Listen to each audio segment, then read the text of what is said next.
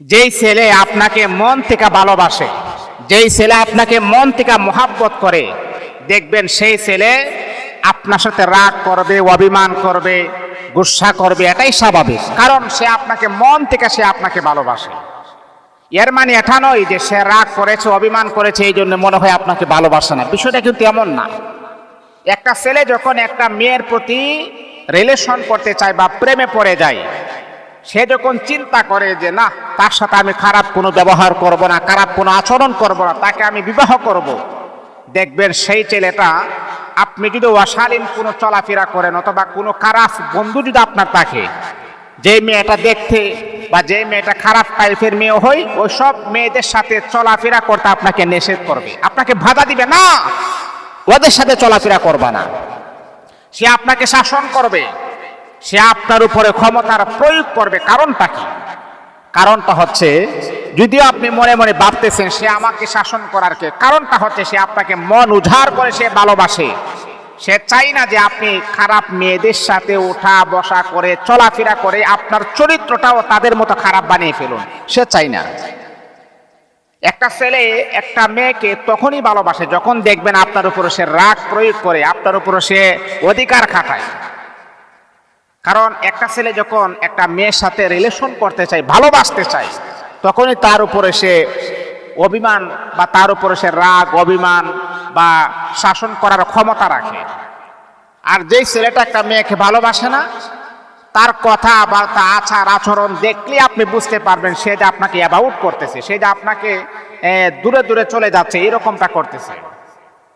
যারা প্রতারক, যারা ধোঁকাবাজ, যারা মানুষের সাথে প্রতারণা করে, আল্লাহ পাক রব্বুল আলামিনের নামের কসমকে আমি বলি, মা বোনেরা শুনেন, যৌবনের তাড়নায় যেই কোনো ছেলে পাইছেন তার সাথে কথা বলছেন না, এটা করবেন না। একদিন আপনি বুঝবেন আপনার যৌবন, একদিন আপনি হারে হারে বুঝবেন, হারে কার সাথে আমি সম্পর্ক করলাম, কার সাথে আমি সম্পর্ক করে আমি বিবাহ বন্ধনে আবদ্ধ হইলাম, ওই সময় আপনি হারে হারে বুঝবেন। আজকে আমার কাছে অধিকাংশ ফোন আসে, হুজুর আমাদের সম্পর্ক হয়েছে রিলেশন করে, প্রেম করে, আমরা সম্পর্কের মাধ্যমে আমাদের বিবাহ হয়েছে, এখন 6 মাস তার সাথে আমার দিনকাল ভালো কাটছিল, এখন সে আমার খোঁজ খবর নেই না। ঘর থেকে যে বের হয়েছে আজকে 6 মাস হয়ে গেছে, সে আমার খোঁজ খবর নেই না। মোবাইল ফোন করলে আমার নাম্বারটা ব্ল্যাক লিস্টে ফালিয়ে রাখে। কারণটা কি? মা, আপনি যৌবনের তাড়নায় এই ছেলেটাকে আপনি জাস্টিফাই করেন নাই, এই ছেলেটাকে আপনি বুঝেন নাই আসলে কি সে ভালো নাকি খারাপ। এই জন্য আমার নবী সাহাবায়ে কেরামের সামনে বলেছেন, মনে রাখতে হবে, যদি তুমি তোমার মেয়েটাকে ওই ছেলের হাতে তুলে দাও, তাহলে তুলে দেওয়ার আগে তোমাকে ইনকোয়ারি করতে হবে, তোমাকে জাস্টিফাই করতে হবে, ওই ছেলেটার কাছে বিবাহ দিলে আমার মেয়েটা সুখে থাকতে পারবে কিনা, আমার মেয়েটা পর্দায় থাকতে পারবে কিনা, আমার মেয়েটা 5 ওয়াক্ত নামাজ সুন্দরভাবে রিল্যাক্সে আদায় করতে পারবে কিনা, সেই বিষয়গুলো অবশ্যই আমাকে আপনাকে কেয়ার করতে হবে, আমাকে আপনাকে এদিকে দৃষ্টিগোচর রাখতে হবে।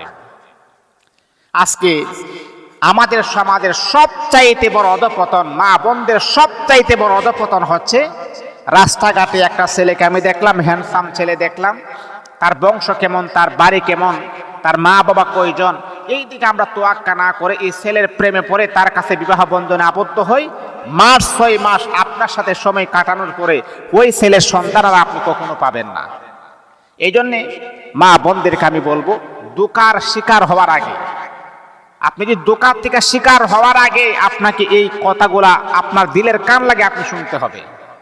যৌবনের তাড়না সারা জীবন থাকে না, একদিন আপনার যৌবন নষ্ট হয়ে যাবে, একদিন আপনি হারে হারে বুঝবেন, হারে আমি কি করলাম, আমি কি করলাম, আমি আমার জীবনটাকে নষ্ট করে দিলাম। মা বোনেরা সাবধান হয়ে যান।